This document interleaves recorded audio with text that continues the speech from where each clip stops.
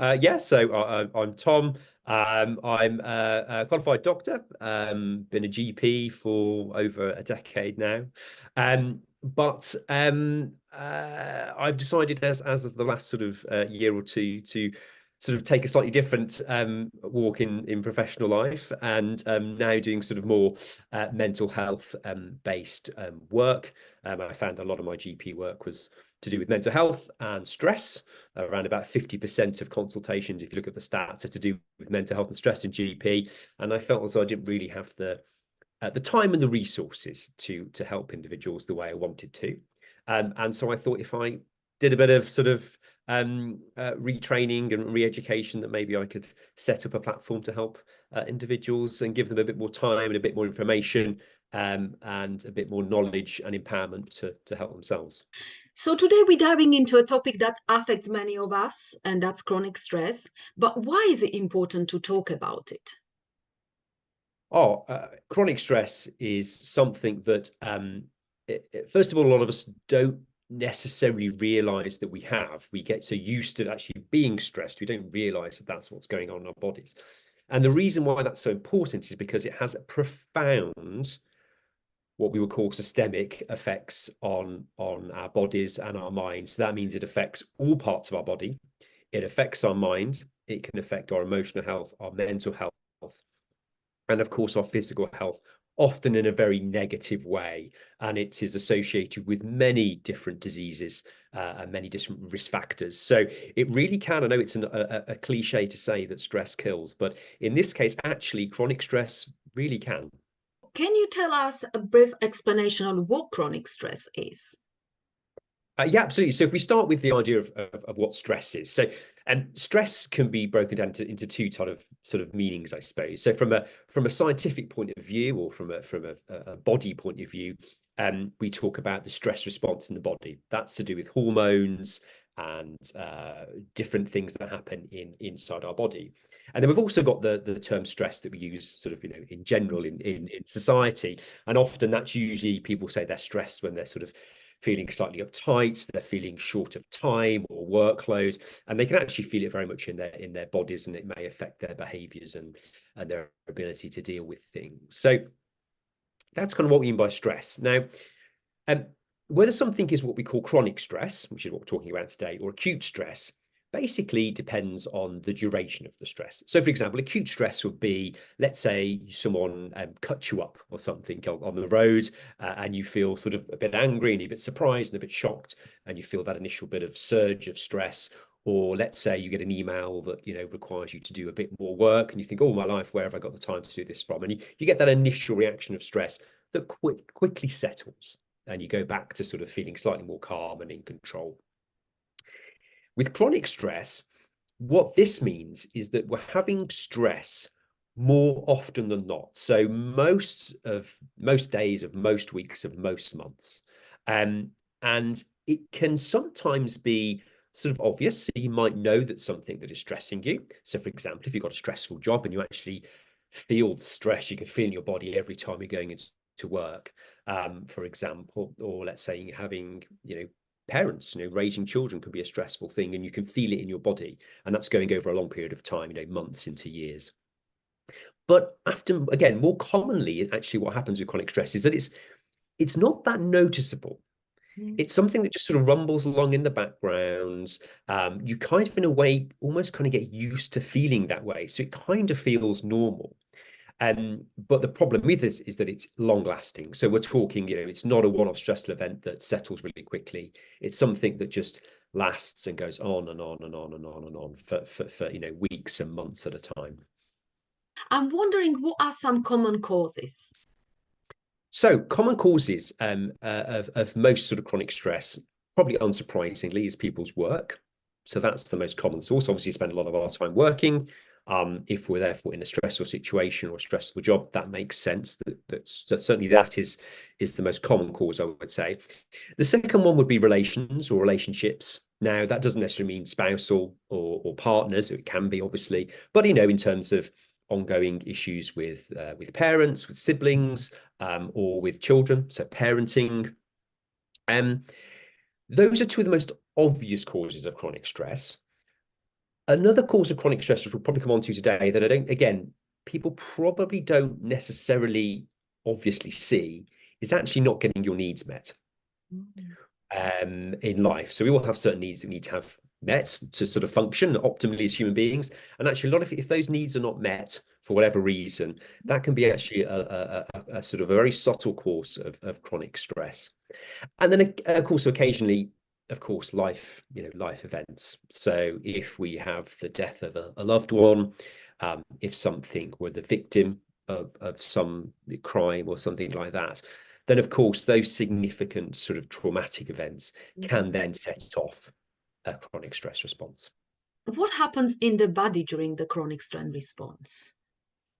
Yeah, so if we just talk about what happens in the sort of acute stress response first, because then we can compare it to the chronic stress response. So in the acute stress response, what happens is something happens in our environment, and we sense it and we process the information. It goes into our bodies. Yeah.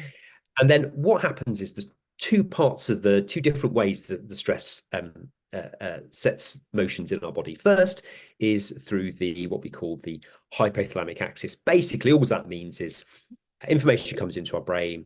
It goes through a part of our brain called the thalamus to our hypothalamus and then to our pituitary gland. So it's called the thalamic pituitary axis. And what that does is that sets off releases some hormones into our body that goes all the way down to our adrenal glands that sit above our kidneys. And that causes a release of cortisol. So that's the first stress hormone. The second stress hormone, which people will be very common knowledge probably about, is adrenaline. And that gets released again through what we call an unconscious nervous system, something called your sympathetic nervous system. And that is some nerves that run down all the way from your brain, all the way down your spinal cord. And again, directly innervate the adrenal glands, a different part of them, and it releases adrenaline. Now, to understand what happens in the body, we have to understand, well, what's the point of this stress response initially? Where does it come from? And again, people have probably heard of the fight and flight system. So again, when we were cavemen and cavewomen, the world was a very dangerous place, and we might, we see all sorts of predators coming for us, tigers or lions or whatever, or people of other clans. And, there was a genuine sort of threat to our safety and life. So what happens is you set off this stress response. And the idea of it is that it enables you to face that response to that threat. So either you fight it, so you get ready to have a fight, or you run away, so you flight. So what happens is these hormones are released in order to prepare us for that event.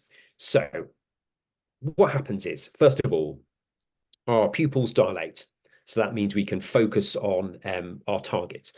Second of all, our heart rate increases. So we've got energy to sort of fight or run. Our breathing rate increases, so we can get extra oxygen into our system. And probably more importantly, actually, and the way we feel stress is that our blood gets redirected. So if you're going to fight someone or run away, you don't need blood in your stomach or your intestines. It's no good digesting food. That's a waste of blood and a waste of energy. So actually, we redirect blood to our large muscle groups. So biceps, quads, legs, all that sort of stuff. And that's often when people feel stressed or they get a shock, they often describe that feeling of a drop in the stomach, or sometimes feeling sick. And what that is just literally the blood being redirected from your stomach to other areas of your body. We also get things like you need extra energy, so you get a release of sugar from your liver into your bloodstream. And you initially get a bit of an increased blood flow to your brain to help you sort of make decisions in that situation. So that is what the system's based for. And, millions of years ago, very helpful, kept us alive, wonderful. The problem is that in modern society, the system isn't actually really that useful.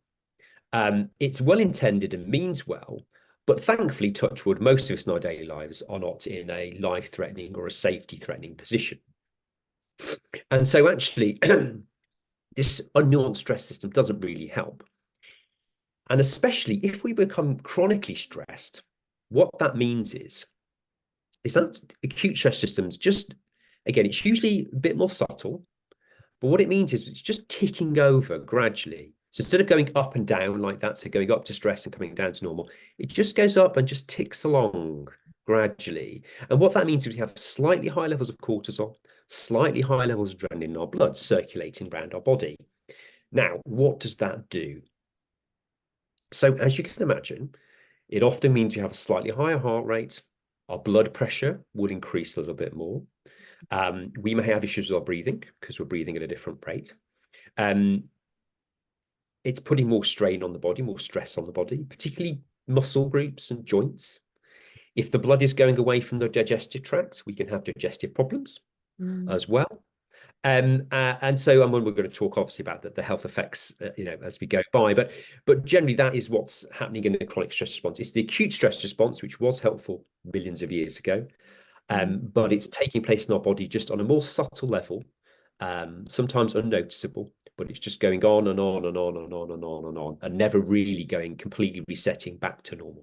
So what health problems can happen if you stress for a long time? Yeah, so if we're talking about chronic stress, or another way of thinking about it, sometimes people have what we call repeated bouts of acute stress. So that's when you sort of stressed, calm down, stressed, calm down, stressed, calm down, and that's going on and on throughout your life, which can be another way of the way a chronic stress manifests. So the health problems are wide-ranging. Now, certainly we can there are physical health problems and there are mental health problems. So if you focus on the physical ones first, initially, if you think on a basic level, if your heart is beating faster all the time, it's a pump, and it's being used more and more and quickly. And like anything in life, it can get tired. And so actually, if this is happening over a long period of time, it can lead to problems with the heart muscle getting tired. So things like heart failure. And also the potential of developing arrhythmias. That's when the heart stops going lub-dub, lub-dub, lub-dub, and goes all over the shop. So atrial fibrillation, for example, is an example of that, sorry. Also increased blood pressure. Now, increased blood pressure increases the risk of things like strokes, heart attacks, problems with your kidneys as well. We've then also got the risk of things like diabetes. So if you remember, I said that when we're in a stress response, we get a release of sugar from our liver, just to give us more energy.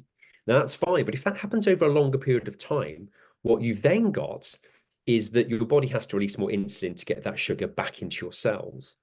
Now, again, if that's happening over a long period of time, eventually, either your cells stop getting responsive to insulin, there's so much of it around, they just kind of end up sort of ignoring it, really. Or the pancreas, which reduces insulin, again, just gets tired. It only has so much energy. It can only produce so much insulin, and it kind of wears out. And so then that can lead to diabetes, which is just having higher sugar in your blood. And that could be type 2 diabetes, which people might be familiar with, or even insulin-dependent diabetes. And actually, there has been some studies show that there's been an increase in late onset type 1 diabetes in adults of late, and that's where you require insulin to get the blood back in cells. You have to have injections of insulin, and there's a link that maybe that might be to do with actually chronic stress that we're undergoing in the modern society. Also, the stress response is what we call a pro-inflammatory state. So what we mean by that is that it increases inflammation in the body. You have a high level of certain chemicals called interleukin-6, interleukin-8, and tumor necrosis factor alpha. The names don't matter, but they're pro-inflammatory molecules. So what does that mean? Well, that means there's more inflammation circulating around in our body.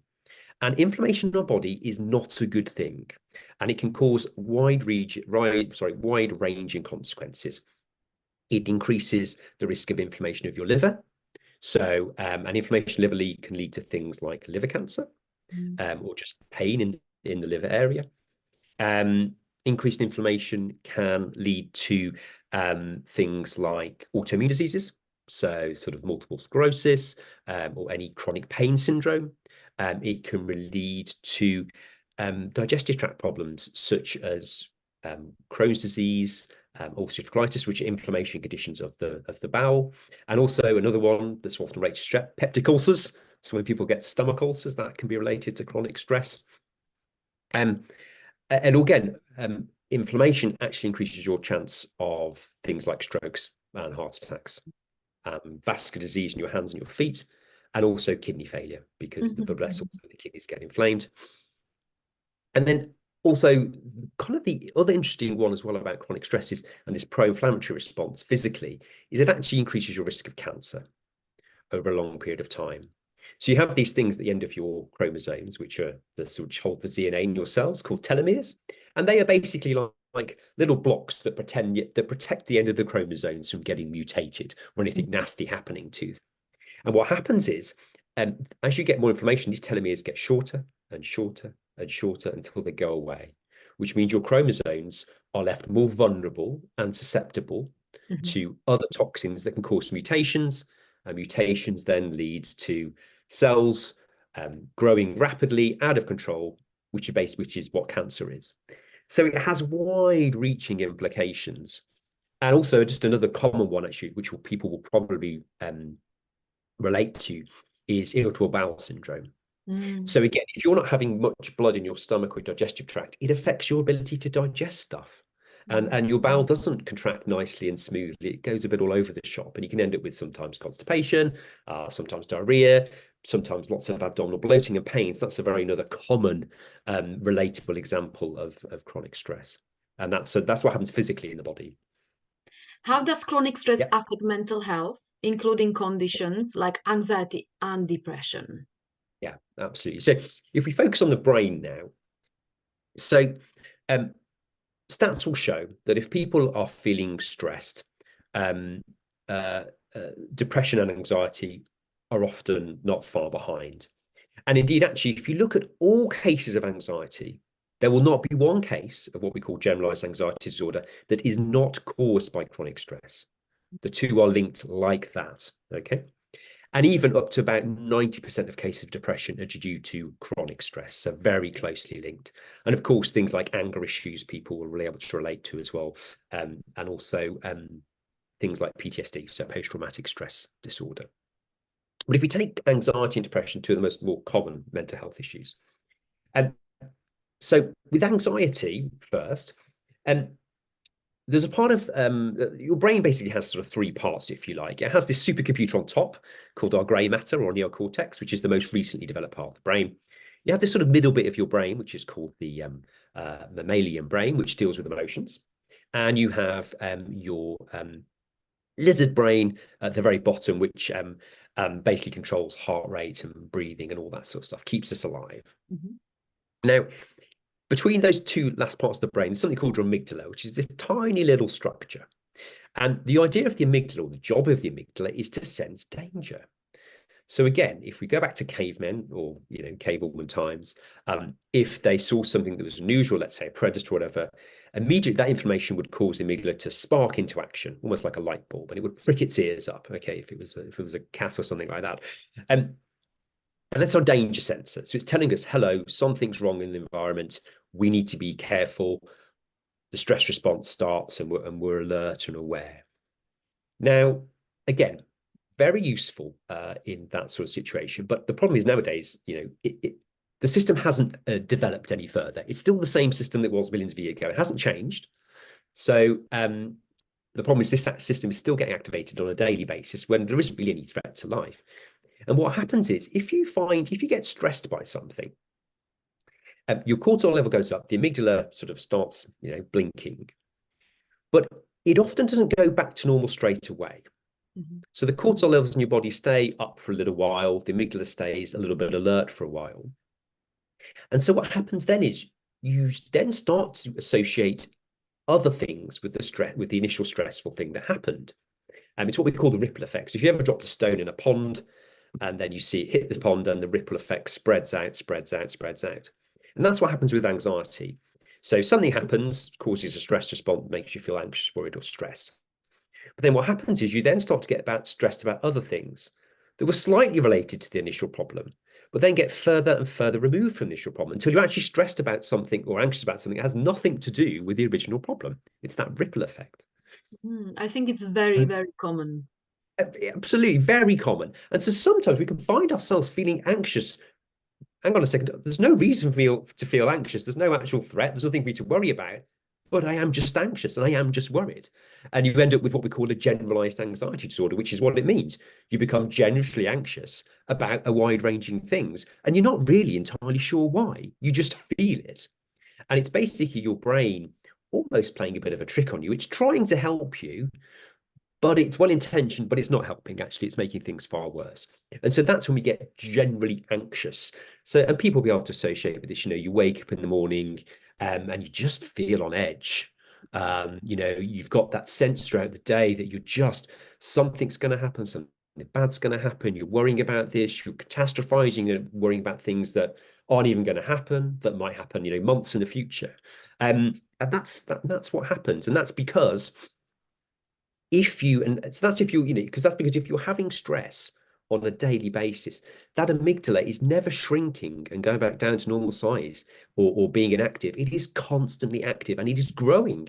People who have chronic stress and chronic anxiety have what we call amygdala hypertrophy. That means your amygdala actually grows in size. It's like a muscle. You're using it more and more, it actually grows in size. And if it grows in size, it has more power. And if it has more power, it's wider reaching. And it's almost like what people will call a vicious circle. It's a positive feedback loop. And so instead of getting sort of just staying level of anxiety, often you just get more and more and more anxious. And it's a vicious circle that obviously, unfortunately, a lot of people do struggle with, especially in today's society. Yeah. And if we talk about sort of put that side one side and look about depression, so obviously just from a basic point of view, if you're feeling chronically stressed or on edge all the time and you're feeling anxious all the time, then you're probably going to get down about it. It's going to get you down. It's going to make you feel hopeless and that there's no end to it. So that in itself can lead to depression. But also interestingly, on a purely sort of anatomical thing, there's a fascinating thing about stress and depression. So there was a guy called Brodmann who divided the areas of the brain as different functions. There's 52 areas. Anyway, there's an area called 25 that sort of sits in this sort of middle bit of your brain, the emotional part of the brain. And what happens is that's when we have stress and we have inflammation, what happens is this part of the brain is inflamed. It gets activated by the inflammation. Now, this part of the brain is actually is usually associated with what we call the sickness response. So let's say you get the flu or a viral bug or whatever, your temperature goes up, you feel lousy. You first of all want to stay in bed. You don't want to get up because you're too tired. You don't feel great. You often want to withdraw and isolate from people. You don't want people to come in. Don't want to see people that might get the bug, so you kind of stay away. And you just feel rubbish. Now, what happens in chronic inflammation is that the same part of the brain is activated, but we're not sick. We don't have a viral bug. We don't have a fever. We feel physically not too bad. But what it does is when this bit of the brain gets activated, what does it do? It makes us want to stay in bed, and it makes us want to withdraw and isolate. And we have a sense that we need to be doing this because there's something wrong. And that is kind of depression. So it's funny. So your brain is being activated to tell you that you're sort of sick, but you're not. And so we interpret it as depression. So that's why there's such a link between chronic stress and depression. So it can actually chronic stress can make you depressed and make you feel as though you're depressed. And so obviously, again, people who suffer depression will know sometimes one of the hardest things to do when you're depressed is to get out of bed. Just to get up in the morning can be a massive struggle, a massive fight. And that's one of the reasons why. And actually, although it's one of the hardest things to do, sometimes the best thing you can do when you're feeling depressed is actually get up out of bed and actually get up outside. It's the last thing you feel like doing because your brain's telling you not to do it. But actually, one of the best ways to overcome it is to do those sorts of things. And then the brain will gradually catch on and realize that it's not sick, that we're not unwell, and that actually we're okay. But as I say, chronic stress, anxiety, depression, all linked together. Let's just do it, even though it's very difficult. Absolutely. It can seem like and I know, and from personal experience, and I've seen obviously lots of patients with it as well. I know it can be the most difficult thing. It can almost seem overwhelming, but I promise you, if you do it, you will feel better. And actually, this is why sometimes, again, people with depression often describe it being worst first thing in the morning. Actually, if they then are, one of the reasons why it gets better throughout the day is because they get up. They're actually able to get up. And obviously they're distracting themselves and that sort of stuff, but also the brain is registering, oh, actually, on a subconscious level, oh, actually, maybe I'm not that sick. Actually, maybe we're not sick. Maybe we're okay. And so actually, sometimes people's depression symptoms can ease a bit throughout the day. What are some usual ways people try to handle long-lasting stress? Yeah, so we have these. So there's sort of, I suppose, if you want to put into black and white thinking, good ways and bad ways. Mhm. So good ways people often can try and do it is take their stress out on something else in a productive way. So exercise is a good one. Some people can sort of, it makes them actually run a bit faster if they're jogging or if they're doing a bit of exercise or punching a bag or whatever. So those are some better ways in which to deal with it, because you're getting the stress out of your body and also you're getting the other effects, the cardiovascular, the fitness effects of doing exercise. Some people with chronic stress actually deal with it and put it in different artistic forms. So whether it be music, whether it be, just singing out the top of your voice to loud music, whether it be doing artwork, can be another good way. People express things that way. However, what a lot of us do as humans, and it's understandable, is we seek what we call maladaptive ways of coping. So mal means basically it's the Latin word for wrong or evil. And it's basically, so we adapt, we take on certain behaviors to help us with the stress, but they're not really very helpful. And actually they kind of make things worse. So for example, classic one would be drinking alcohol. And in a survey, I think last year, 29% of people said they'd either started drinking or increased their alcohol consumption to cope with stress. And there's a reason for this. Alcohol, and we'll come and talk about it maybe a bit when we talk about techniques, but the parasympathetic nervous system will come on to help, is a system based in our body that helps calm us down. And alcohol acts on that system. So that's why we feel relaxed when we drink. The same with smoking. So people will say that, again, I think the survey is about 20% of people have either taken up smoking or increased the amount of smoking to help them deal with stress. Another one, of course, is comfort eating. And often, if we're comfort eating, we're craving things. We want to offset the stress with what we call the reward system. So a nice hormone called dopamine, which you've probably heard of, which makes us, is what we call the pleasure-seeking hormone. It motivates us to seek things that are rewarding. And one of the most motivating things to seek is junk food. Is things that are high in fat, high in salt, high in sugar. So people often can overeat, and not in a healthy way. So then you've got things like obesity that come into it. And then, of course, unfortunately, sometimes stress can come out behaviorally in an aggressive form. So particularly if people are developing sort of anger issues, that can lead them to directing anger towards people. It could be employees, could be colleagues, could be their bosses, spouses, partners, other family members, friends. And so then obviously that can cause a lot of relationship disharmony. So those are sort of the negative ways which people cope with stress. Okay. Let's talk about workplace. So how does chronic stress manifest in the workplace, and what can companies do to help their employees deal with it better?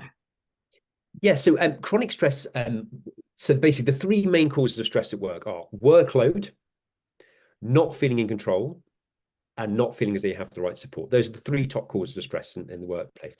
So often it manifests itself in the sense that people feel sometimes like they can't speak up.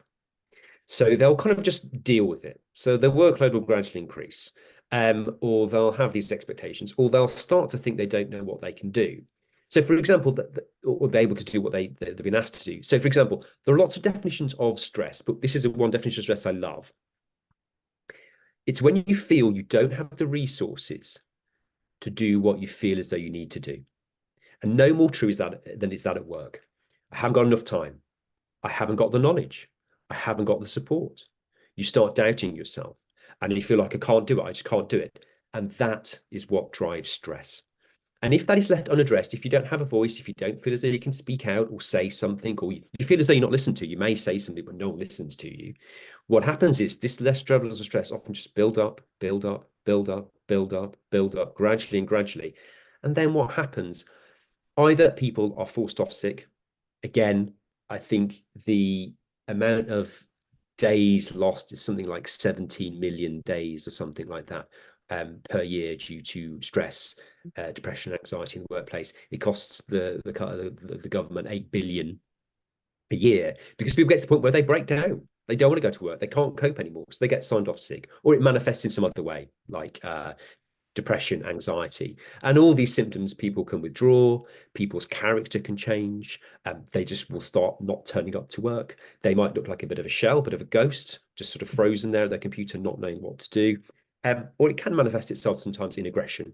So people will be short, people will end up sending curt responses, sending angry emails, all those sort of stuff. But so really any change in character it can be sort of picked up on, people are, in terms of colleagues or if you're a boss looking for changes in character. But I mean, unfortunately, one of the ways it mainly presents is people having time off work because they just can't cope. They're either burnt out or they're just overwhelmed and are suffering mentally. So in terms of what you can do about this, first of all, is do the opposite. So if those are the three main causes, workload, not feeling in control, not feeling in support, first of all, make sure that the workload is appropriate for individuals. So it means talking to employers, talking to employees, and vice versa, having a respectful but open space to talk about these things and discuss these things. People's workloads, will work. People work differently and work when they can tolerate different levels, different types of work. So working out what workload is appropriate. And if you think something's too much for you, please say, and employers should be hopefully able to listen to that and to manage workload, because there's no point in burning someone out because, well, they won't be there for 6 months. We have to pay them sick pay, and that doesn't help anybody. Second of all, is making sure your employees are properly supported.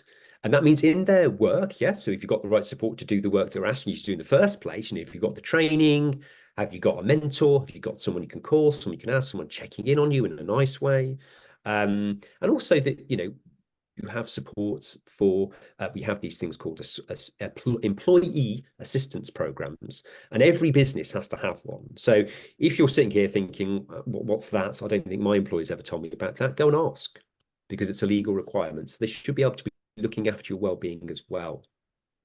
And also, this is a great thing as well. Employers, I would also encourage them to give their employees more control, more say, a little bit more autonomy. It doesn't mean you have, free reign of the place. But actually, when people feel like they don't have any control, they're just being told what to do, they can't think for themselves, they feel like can feel like a piece of machinery, just churning out things, which is stressful. But if you're able to give employees a little bit more say, a little bit more empowerment, a little bit more autonomy, actually, that can make that individual feel more in control, more purposeful, more in control of their destiny. Again, because we feel out of control, we feel stressed. But if you let someone feel a bit more in control, actually that can really reduce stress levels. So that's really important. And how to prevent chronic stress? So yeah, sounds obvious, doesn't it? But avoid the source of stress. I mean, that sounds very obvious, but the two ways I would say is, you can tackle stress obviously when it comes, that's fine. But if we're looking at chronic stress, which is often subtle and goes on and on and on, there are a couple of different ways you can prime your body on what we call holistic or a general underlying level that will help you deal with stress a lot better. First of all is looking up your needs. So are all your needs being met? So we have these things, people can look it up. I'm sure they may well have heard of it or Google it. It's Maslow's hierarchy of needs. Now, there are basic needs like need to eat, need to, have shelter, all that sort of stuff. So hopefully your workplace has all that and you can do that at your workplace. But also it does mean about, being able to have a competency. So believing you're good at something, having people tell you that you're good at something. So having positive feedback, making sure these processes are available, you have support at work. Making sure you have work. Sometimes you can all do, we can isolate, we can withdraw, we're really busy, we have lunch at our desks, all that sort of stuff, or tapping away. No, put your work down, go and socialize. It might seem really counterintuitive, you don't want to do it, but do it. Honestly, your brain in a way might be fighting, no, we can't do this, I've got to sit here, I've got to be stressed, I've got to do all this work. No. Another thing people don't, stress is addictive. People think, well, how could stress be addictive?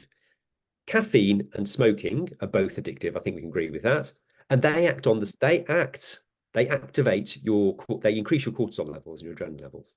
So if you think stress is addictive, it is, because caffeine's addictive, smoking's addictive. Therefore, stress is addictive.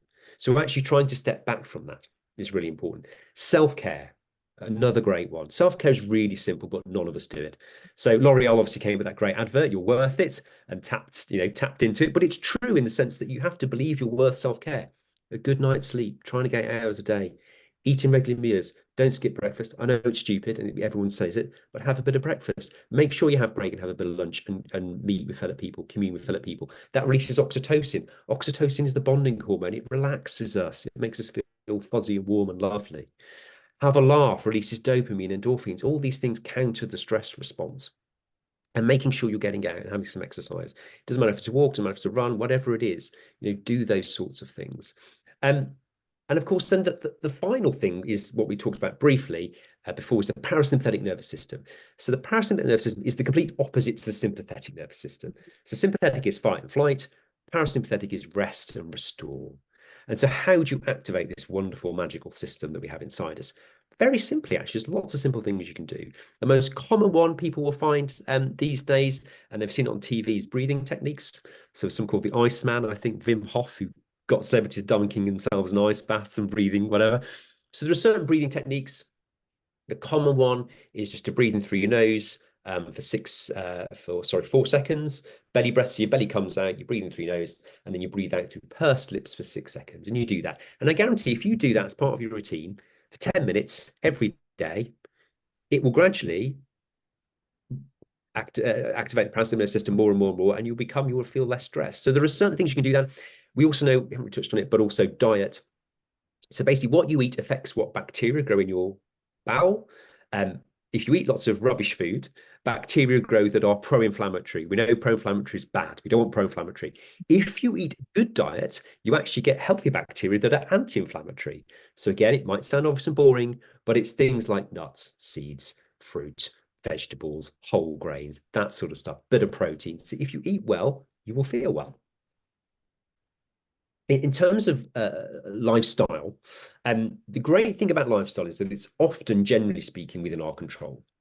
And there is, one part of various sorts of psychological treatments, particularly one called NLP, is that we have all the resources we need in us and available to us to overcome problems that we face. So actually, we do have the resources we need in order to overcome things like chronic stress. So that's the good news. So what sort of are these resources? What can we do in our lifestyle? Well, first resources, obviously, if there is a source of chronic stress that you are aware of, so it might be your job, or it might be something to do with relationships or whatever, is addressing that source of chronic stress if it's obvious.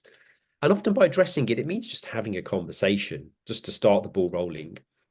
Think about what the problem is, think about what your needs are, and sort of voice them and sort of try to get them met. In terms of general lifestyle points, we've obviously talked there about maladaptive ones that people do, drinking too much, smoking, eating sort of the wrong types of food now, or having excess caffeine, for example.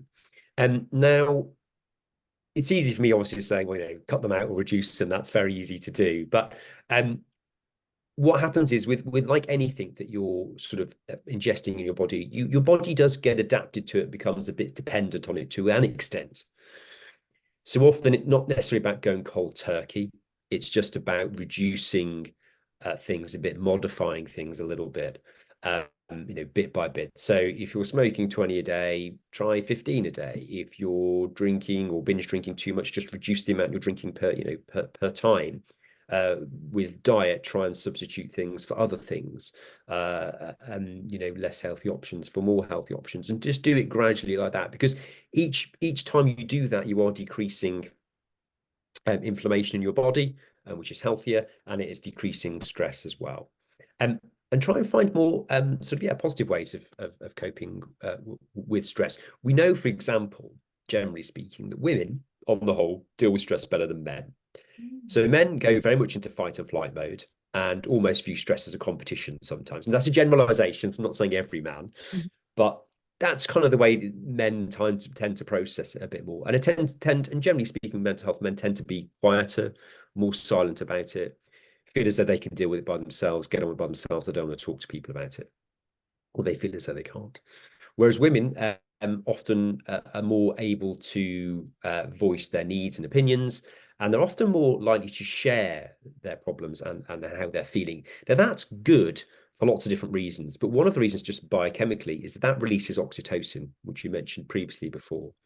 Oxytocin is a bonding hormone. It's a hormone we get from a sense of community, and it relaxes us.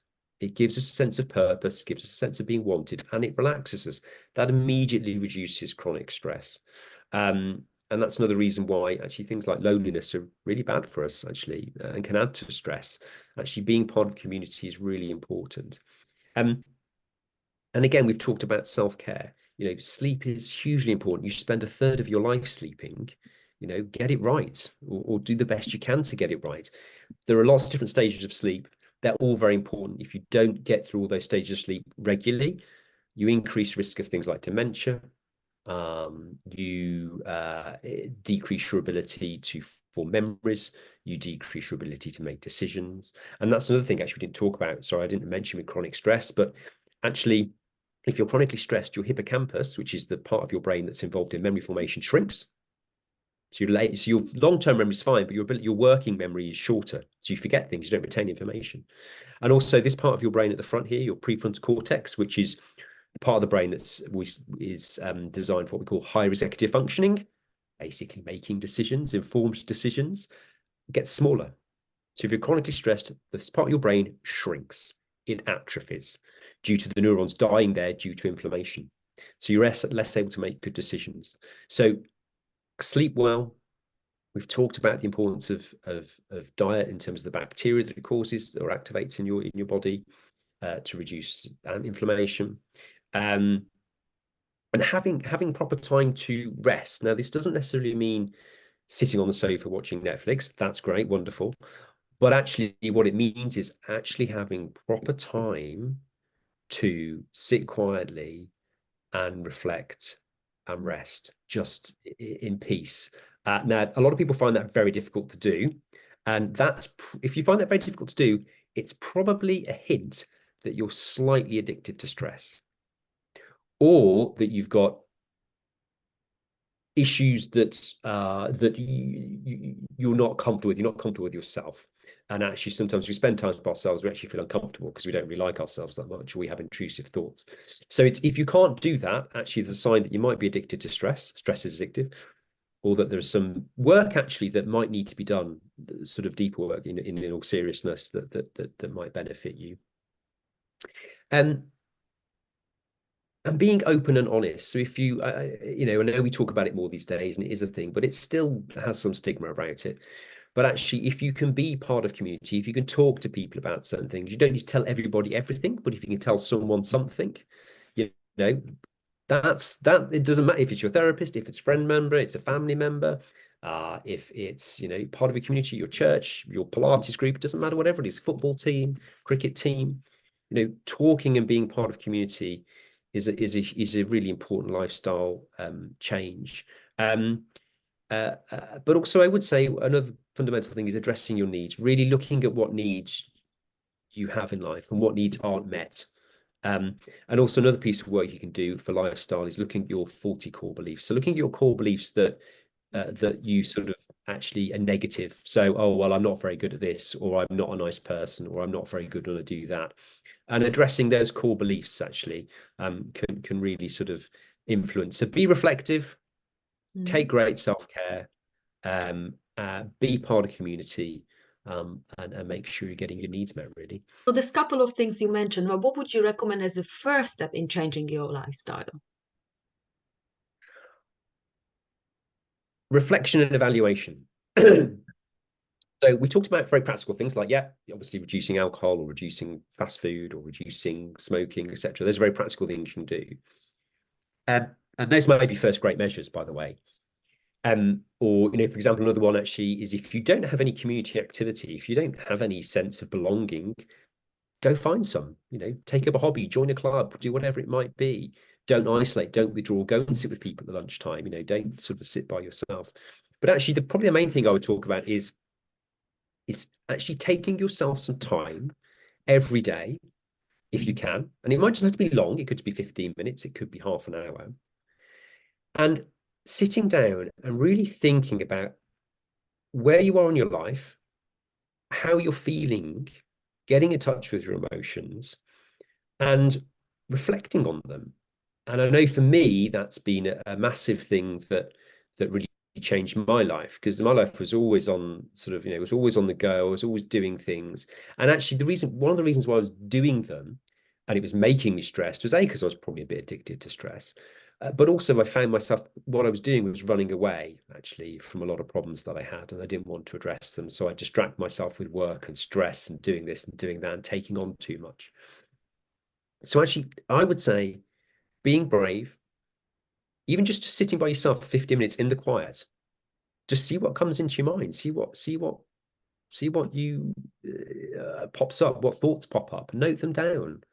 Have some quality time to yourself to think and process.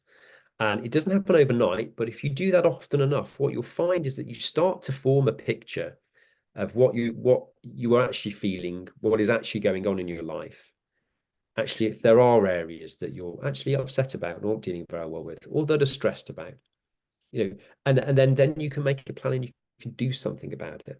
But I think for the first step, I would say, beyond sort of obvious stuff like alcohol, etc., take 15 minutes to yourself every day. Find somewhere quiet where you won't be disturbed, somewhere peaceful, and just sit and see what comes to mind. Is there anything else you would like to share with the audience? I mean, I think we've covered obviously some of the main points there about stress and whatnot. I guess from my background, I'm also sort of quite scientific, so I'm always interested to sort of push the science of things a little bit, because I think it can make things more tangible. And I know we touched on about the parasympathetic nervous system, and I just wanted to add to that. Mm-hmm. Just as proof that these things work. So I'm not talking rubbish, okay? So let's say the opposite to the sympathetic nervous system, which causes release of adrenaline, a stress hormone, is the parasympathetic nervous system. And it runs again from your brain down throughout your body. And it releases hormones or neurotransmitters. One of the main ones is called GABA, okay? Now, GABA causes the exact opposite effects of adrenaline. So heart rate slows, breathing rate slows, blood goes back to your gut, you digest, inflammation levels, as we say, very key, drop. And it's so effective. There are whole brands of medication made to activate this artificially or made to mimic it. So people might be aware of drugs like gabapentin or pregabalin, which are often used for pain, can be used for mood disorders, even epilepsy, which is overactivity in the brain. So medicine is onto it. And also, as I said before, alcohol. When we have that first, people know when we get home from work and we've been stressed or looking after the kids, we have a glass of wine or gin and tonic, whatever it is, and we get that initial release of, that's because alcohol is activating the same receptors in the parasympathetic nervous system. Diazepam, if anyone's ever had taken diazepam for anxiety for a flight or a dentist appointment or whatever, and it relaxes them, diazepam acts on the same receptors. But the great thing is we have this system in place already. We don't need alcohol in theory or diazepam. Actually, what we need is just know how to activate it ourselves. Mm-hmm. And that's where we briefly mentioned breathing techniques. Please have a look at more of those. That's a great way of doing it. There are even other ways, basically exposing yourself to the cold. So cold showers are very good. Drinking. One great tip is actually, we should all stay more hydrated throughout the day, right? Generally speaking, drink cold water. Put water in the fridge, put a jug of cold water in the fridge, get it cold. If you've got ice at work, get some ice in your water. Make sure it's cold. Not only are you hydrating yourself, you'll be activating your parasympathetic nervous system, which will, you might not necessarily overtly feel more relaxed, but again, subconsciously, it's reducing those stress levels. Everything we can do to get that stress level a bit, so those cortisol levels a little bit lower, that's the most important thing. And the one last thing I want to share as well is just a barometer for when people, if they know whether they're stressed or not, because I say it's not always that easy to identify. There's this great curve. It's a bell-shaped curve, so it goes like that, and it's to do with stress and performance. So on the bottom line is stress, so from no stress to lots of stress, and on the other line is performance. So our performance is rubbish, our performance is great. And what happens is we all need a bit of stress in our lives. Okay, stress gets us up in the morning. So we have a natural rise of cortisol levels in the morning because it wakes us up, because we have to get up. We have to get up, and even if it's just to go and do the food shopping, have a drink, have some water, make sure our property is safe on a very basic level. That's why we have a cortisol level rise in the morning, and it gets us up out of bed. Now, as the level of stress increases a bit, our performance actually increases. We hit this sweet spot at the top of the curve, which is called our eustress moment, or what people call flow activities. So that's when you're just focused, doing what you're doing, quite enjoying it. Time is going by, you're not distracted, you're in the moment, you don't feel particularly stressed. And that's when your performance level is at the highest. And that's where we want to be, generally speaking. But what happens is, as stress gets more and more and more, so the stress level increases, eventually our performance level starts to drop. Okay. We start to have those sort of slight sick feeling in our stomach. We start to feel our shoulders tensing. We start grinding our teeth, and we get this sort of temporal tension headaches here. We might feel a bit shaky, and our performance level drops off, and we start to get more tired, more irritable, less able to make decisions, and less able to cope. Now, if you're getting towards this side of the curve, you're on this side of the curve, that is a sign, and you're on that side of the curve, increasingly more and more as time is going by. Take that as a warning sign that whatever is happening in your life, whether it's to do with work or whatever is going on outside of work, whatever it might be, something needs dressing, because otherwise it's only going to get worse.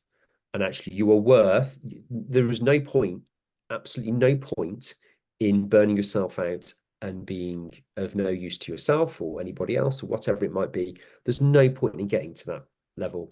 Sometimes stress in our society is, you have to work hard, you have to be stressed, you have to do this, you have to do that, you have to do a million things at once. No, it will kill you. Your performance will drop off. There's no point. It'll make you miserable.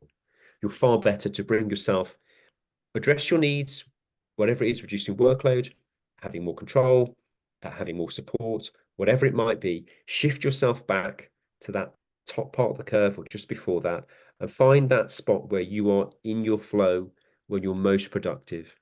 That's the best thing for you. It's the best thing for your physical health, your mental health, your emotional health. It's the best thing, therefore, for the people around you, because they will know that, they will sense that. You will have more capacity to do other things that you enjoy. So it's that eustress curve. And just remember, eustress is good. Some stress is good. We all need stress throughout the day. That's absolutely fine. Eustress is brilliant. Anything beyond that, really complete waste of time. And it's only going to make your life a lot worse, and potentially other people's as well. Brilliant. So a big thank you to you for sharing your knowledge with us. I really enjoyed our discussion. Oh, my pleasure. I loved it too. Thank you very much.